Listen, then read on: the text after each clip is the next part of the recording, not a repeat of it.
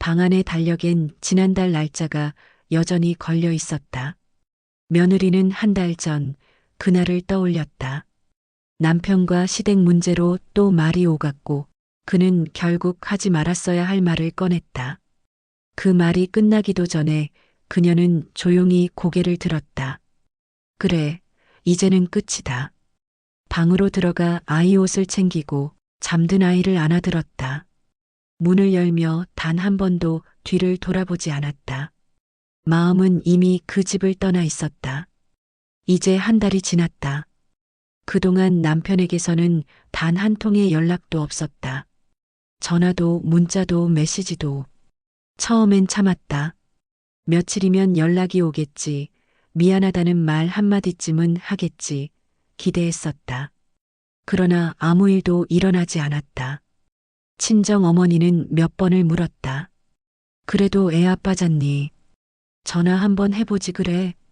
그 말에 며느리는 말없이 고개만 저었다. 자존심이 아니라 감정이 다 말라버린 기분이었다.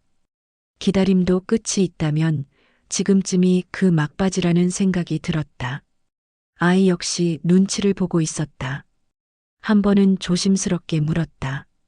아빠는 왜 안 와? 할머니 집에서 계속 살아도 돼? 그 질문 앞에서 며느리는 대답을 망설였다.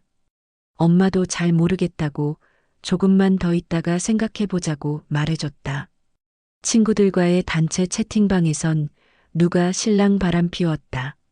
누가 시댁과 갈라섰다 같은 얘기가 오갔다. 그 이야기들 속에서 며느리는 점점 자신의 위치를 자각하게 됐다. 나는 지금 남편과 아무 관계도 맺고 있지 않은 사람처럼 살고 있다는 걸 결정은 내려야 했다. 돌아가든지 끝내든지. 며느리는 다시 집으로 돌아가 보기로 했다. 마지막 확인이었다. 돌아가서 남편이 어떤 표정을 짓는지, 시어머니가 무슨 말을 하는지, 그리고 자신이 얼마나 더 참고 견딜 수 있을지를. 그날 저녁 아이는 이모에게 맡기고 며느리는 집으로 향했다. 버스 창밖으로 스쳐가는 풍경들이 낯설었다. 결혼하고 함께 살던 그 집은 여전히 그 자리에 있을 것이다. 그러나 그 안의 풍경이 어떻게 변했는지는 그녀도 알 수 없었다. 현관문 앞에 섰다. 자동 도어락 비밀번호는 여전히 그대로였다. 띡 소리와 함께 문이 열렸다. 그리고 그녀는 그 문 너머에서 상상하지 못한 장면과 마주하게 된다. 문을 열자마자 퍼지는 고소한 냄새는 며느리의 발걸음을 순간 멈추게 했다. 그 향은 익숙하면서도 불쾌했다. 참기름, 당면, 간장. 그 모든 것이 뒤섞인 이 향은 잡채였다. 그리고 그 냄새는 거실에서 흘러나오고 있었다.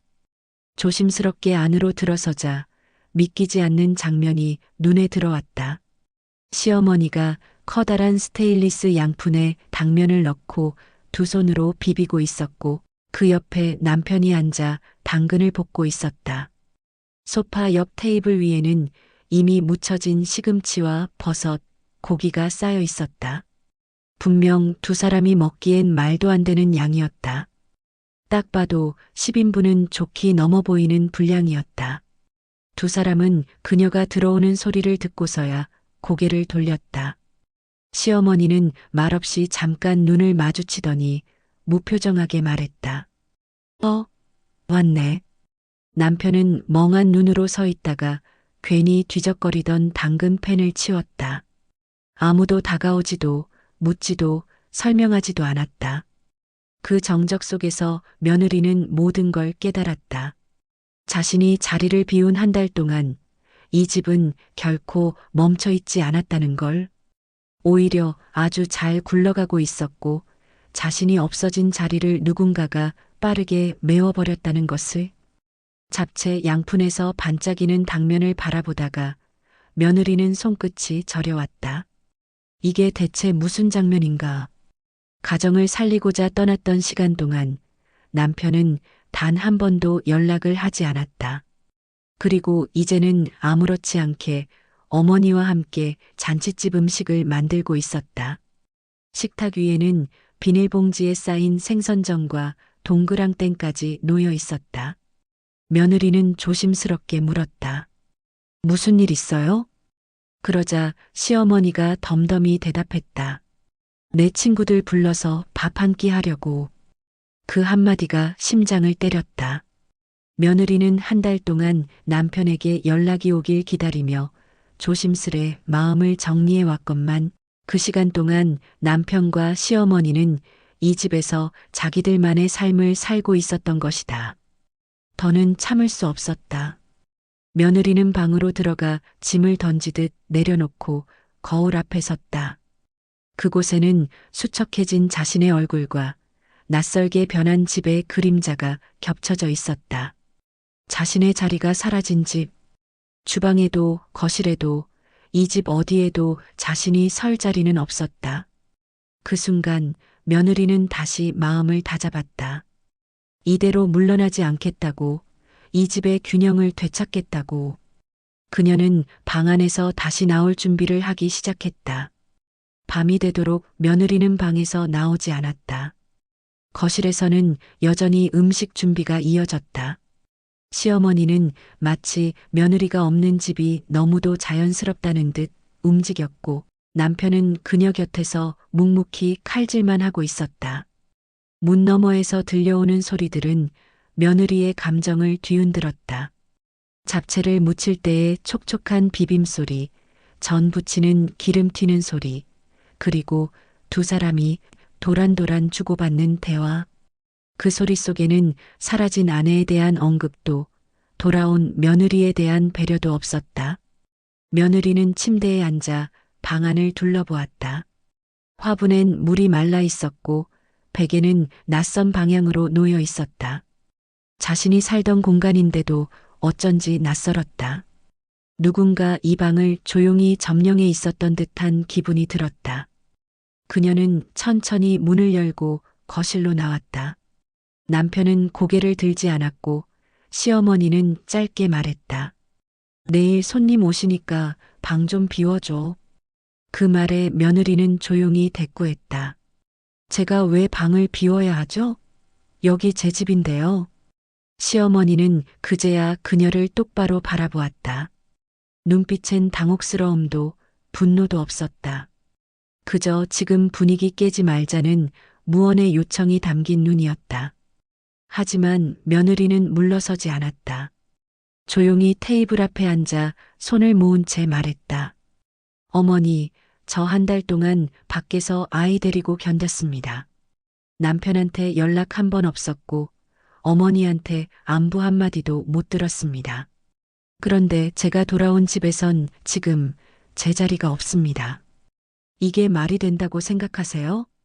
그 순간 남편이 작게 중얼거렸다. 안 한 게 아니라 못한 거지. 그냥 어색해서 그랬어. 어떻게 해야 할지 몰라서. 며느리는 그 말을 듣고 고개를 저었다. 결정 못하는 게 이제는 습관이 된 것 같아요. 어색해서, 미안해서, 그래서 가만히 있는 사람들.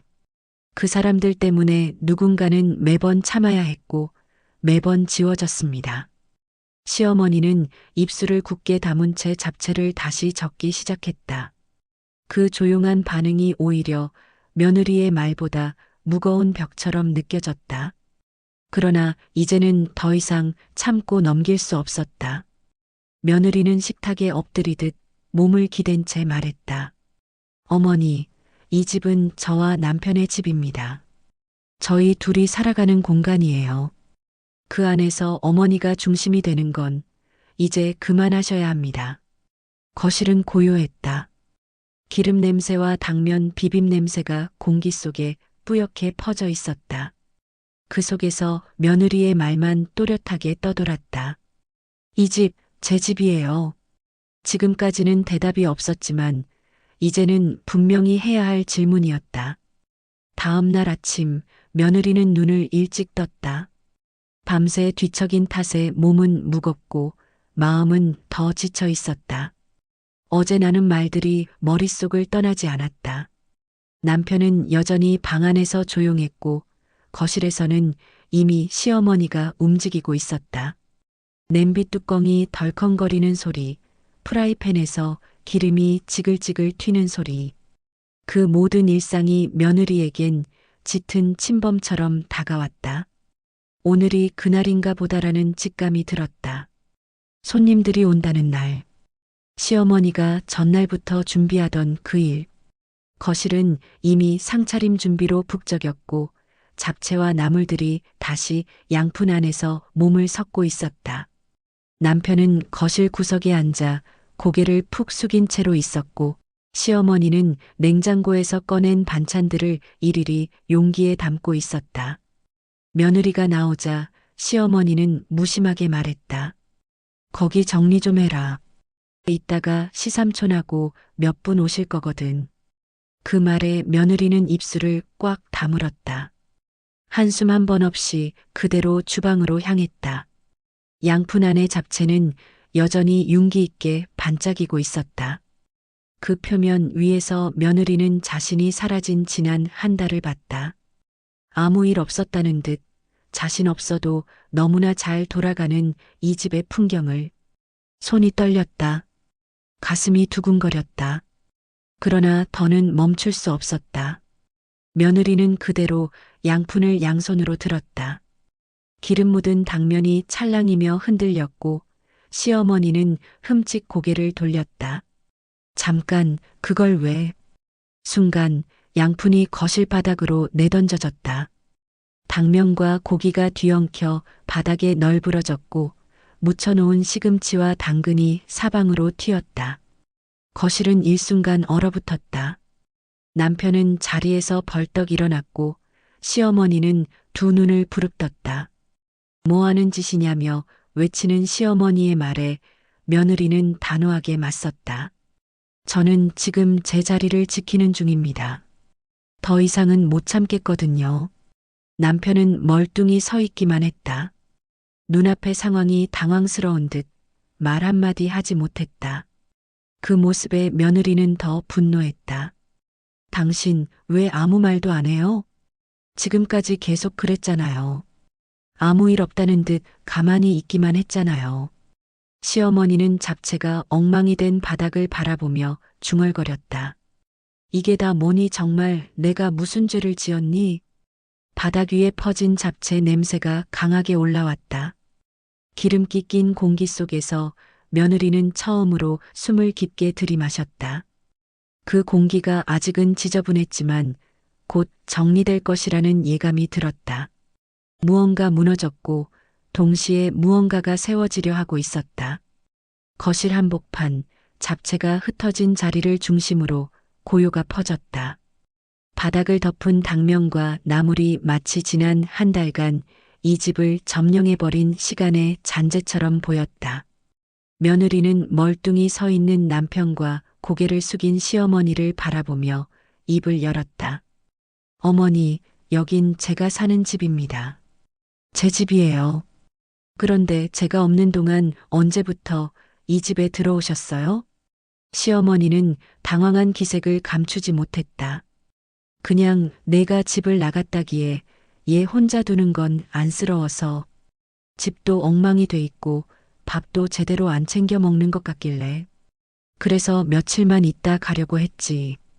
며칠? 며느리는 거실 한쪽에 늘어선 음식 준비 도구와 수북한 반찬 용기들을 쳐다보았다. 고작 며칠 머무른다는 사람이 냉장고를 새로 정리하고 거실의 커튼까지 바꿔단단 말인가?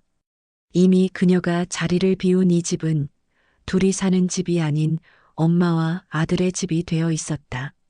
남편은 여전히 눈을 마주치지 못한 채 바닥만 보고 있었다. 며느리는 숨을 내쉬었다.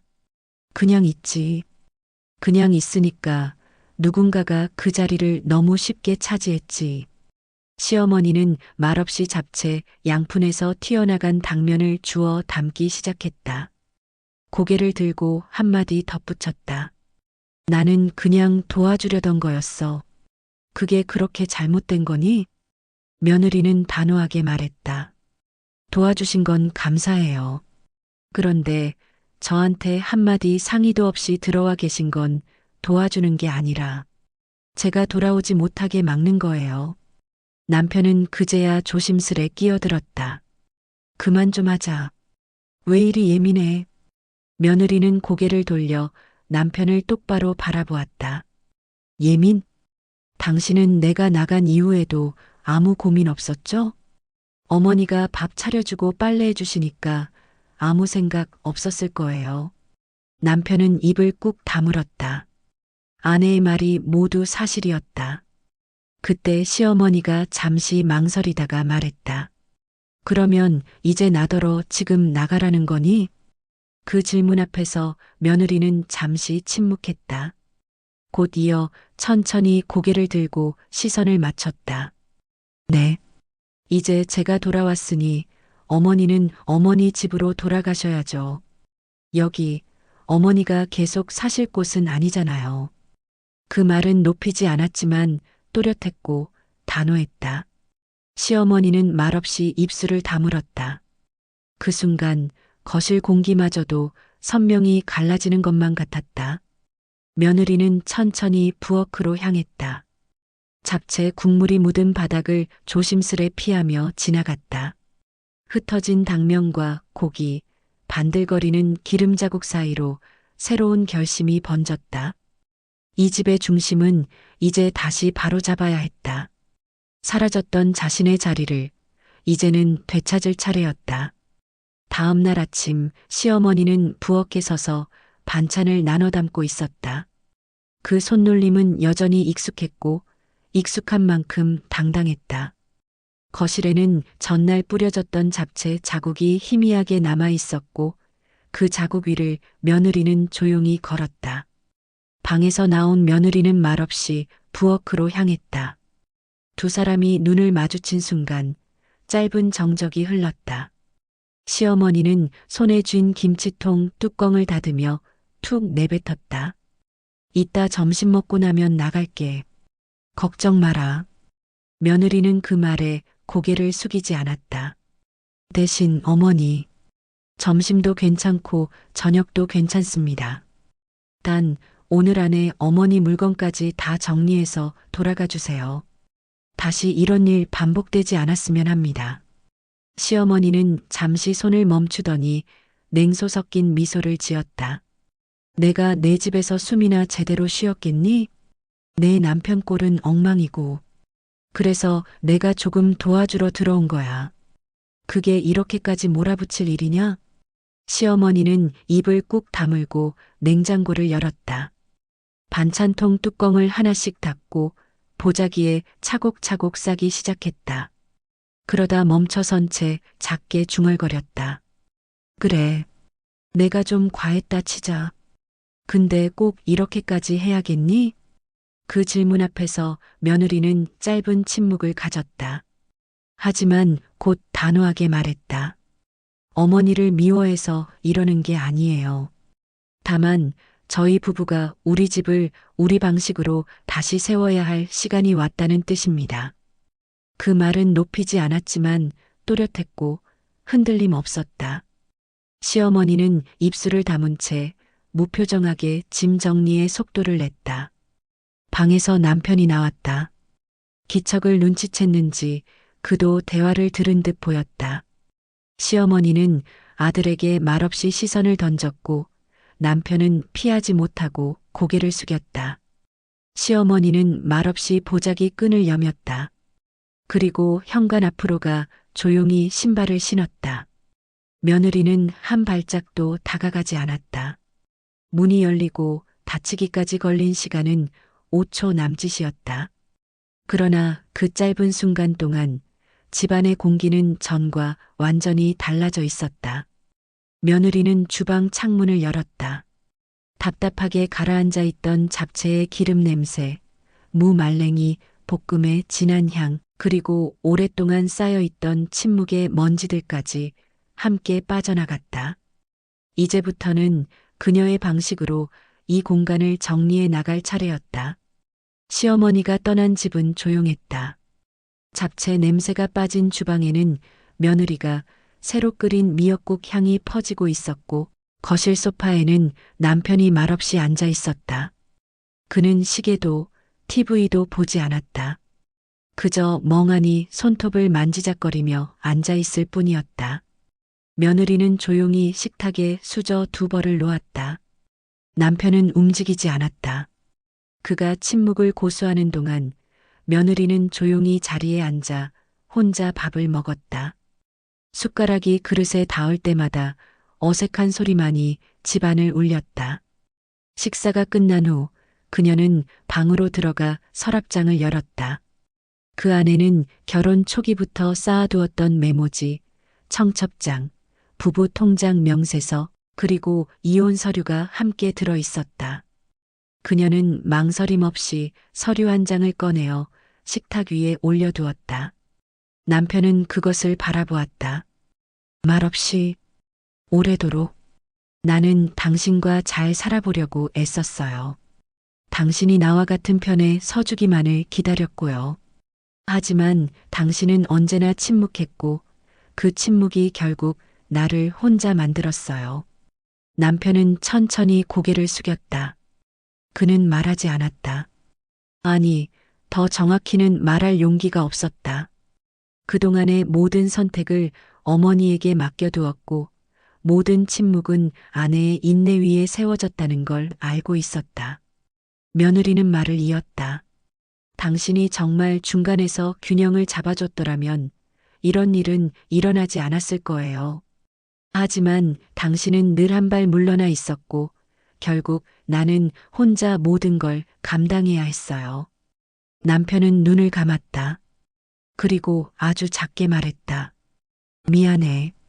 하지만 그 한마디로는 되돌릴 수 없는 것들이 너무 많았다.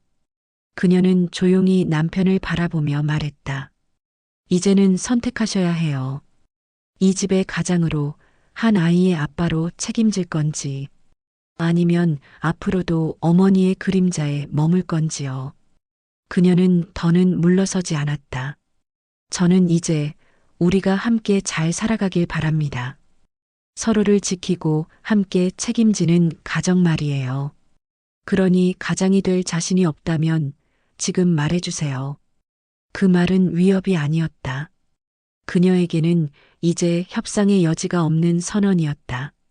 그 순간 집안 공기가 달라졌다. 더 이상 이 집은 타인의 손에 흔들릴 공간이 아니었다. 남편은 말없이 식탁 위 서류를 바라보다가 조용히 그것을 덮었다. 그의 표정은 여전히 모호했지만 더 이상 회피만 하던 얼굴은 아니었다. 말보다 행동이었다. 그녀는 처음으로 안도에 가까운 숨을 내쉬었다. 햇살이 부엌 창을 가로지르며 따뜻하게 집안을 감쌌다. 며느리는 앞치마를 메고 찬장을 열었다. 정돈된 식기, 새로 깔린 매트, 손에 익은 주방 도구들이 그녀 앞에 있었다. 전날까지 어머니의 손길이 남아있던 이 공간은 이제 더 이상 낯설지 않았다. 남편은 거실에 앉아 있었다. 그의 자세는 조용했지만 이전과는 달랐다. 식탁 위에는 2사람분의 국과 반찬이 차려져 있었다. 소박했지만 분명히 달라진 점이 있었다. 이제는 며느리가 중심에 있었고 남편은 눈치를 보는 것이 아니라 조심스럽게 기다리고 있었다. 그녀는 조용히 앉아 숟가락을 들었다. 국을 한 숟갈 뜨며 입을 열었다. 나 이제 예전처럼은 못 살아요. 너무 많이 참았어요. 남편은 묵묵히 고개를 끄덕였다. 그가 며칠 전처럼 무기력하게 피하지 않았다는 것만으로도 그녀는 아주 작은 희망을 품을 수 있었다. 이제는 가장으로서 책임지고 이끌겠다는 그의 첫 번째 선택이었다. 그제야 며느리는 부드럽지만 단단한 눈빛으로 말을 이었다. 알았어요. 이제 저도 잘할게요. 같은 방향을 보고 같은 자리에 서서 우리 다시 시작해요. 그 말은 다짐이자 선언이었다. 무너졌던 둘의 시간을 다시 세우는 진짜 함께의 시작이었다. 남편은 그녀의 눈을 피하지 않고 바라보았다. 그리고 조심스럽게 손을 뻗어 국을 떴다. 그 행동엔 작지만 분명한 의사가 담겨 있었다. 그는 함께 가겠다고 말없이 고개를 끄덕인 것이었다. 며느리는 아주 조용히 숨을 내쉬었다. 이제 그녀는 남편의 손에 기대지 않을 것이며 누구의 눈치도 보지 않을 것이었다. 그녀가 다시 써내려가는 삶의 무대가 될 터였다.